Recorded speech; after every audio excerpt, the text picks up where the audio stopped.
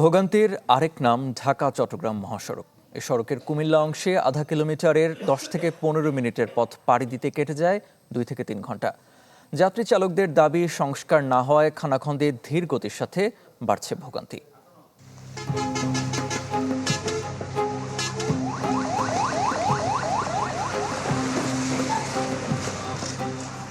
মহাসড়ক নাকি গ্রামের রাস্তা, হঠাৎ দেখায় বোঝা কঠিন। এখানে ঘড়ির কাঁটা ঘোরে, কিন্তু ঘোরে না গাড়ির চাকা। খানাখন্দ পেরিয়ে হেলে দুলে যেতে হয় গন্তব্যে। এটি ঢাকা চট্টগ্রাম মহাসড়কের কুমিল্লার অংশ। ওমান প্রবাসী সালাউদ্দিন ঢাকার হজরত শাহজালাল বিমানবন্দরের উদ্দেশ্যে বের হয়েছেন, কিন্তু কুমিল্লার আমতলী এলাকায় যানজটে আটকে যায় তার মাইক্রোবাস। নিরুপায় হয়ে ভ্যান নিয়ে এগিয়ে যাওয়ার চেষ্টা, না হলে ফ্লাইট মিস। এই সমস্যার কারণে আমি আইএক্সে বা প্রাইভেট খেলে যাওয়ার কথা ছিল। এই দুর্ভোগের কারণে আমি ভ্যান গাড়ি দিয়ে চলে যেতেছি। এখন আমার তো ফ্লাইট ধরতে হইব, কিছু করার নাই। আমি ফ্লাইট পাই না পাই, আমি অনিশ্চয়তার মধ্যে আছি। নগদ নিয়ে এলো হার না মানা হার অফার। সর্বনিম্ন 10,000 টাকা রেমিটেন্স নগদে পাঠালে থাকছে স্বর্ণের হার জেতার সুযোগ। প্রতিনিয়ত এমন দুর্ভোগের গল্প মেলে এই মহাসড়কের 10 কিলোমিটার অংশে। দীর্ঘ সময় গাড়িতে আটকে থেকে বাধ্য হয়ে হেঁটেই ছুটতে হয় গন্তব্যে। আলেখ্যার চর থেকে হেঁটেই ক্যান্টনমেন্ট বাস স্ট্যান্ডের দিকে রওনা হয়েছেন আইনজীবী সাজ্জাদ হোসেন। সকাল 7টায় রওনা দিয়েছি, গাড়ি পাচ্ছি না অনেকক্ষণ যাবত।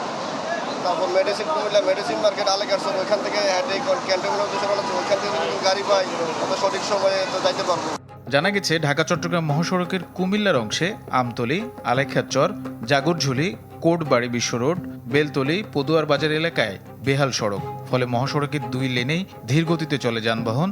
10 মিনিটের পথ পাড়ি দিতে লাগে 2-3 ঘন্টা।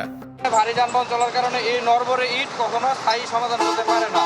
যেই কাজ করতেছে, যেই কাজ হচ্ছে, এটা যে আমাদের পানি নিষ্কাশনের কোনো ব্যবস্থা নাই। ক্যান্টনমেন্ট রোডের পরিস্থিতি এত খারাপ, এ দেশের সরকার কি চোখে দেয় না? জনগণ বহুত কষ্ট করতেছে শুধু এই জায়গাটা লেগেছে। এই ভাঙাটার কারণে আমরা শত শত গাড়ি, হাজার হাজার গাড়ি জামের মধ্যে আটকে থাকি। সকাল 5টার থেকে জাম গজাতেছি এই ক্যান্টনমেন্টে শুধু ভাঙার জন্য। প্রতিনিয়ত আজকে প্রায় 1 মাসের উপরে ধরে এই জামটা আমরা ভুগতেছি। যদিও সংকট নিরসনে খেটেই চলেছে হাইওয়ে পুলিশ আর সড়ক বিভাগ, তারপরও মিলছে না সমাধান। টানা 2 দিন থেকে এখানে কন্টিনিউয়াসলি ডিউটি করতেছি। এখন আমাদের তো আসলে কিছু করণীয় নয়। রাস্তার এই অবস্থা থাকলে আমরা কি করতে পারি? চলমান বর্ষার এই কিছুদিন গেলে আমরা এইটার স্থায়ী সমাধানের জন্য অলরেডি প্রাক্কলন প্রস্তুত করে উপরে পাঠিয়েছি।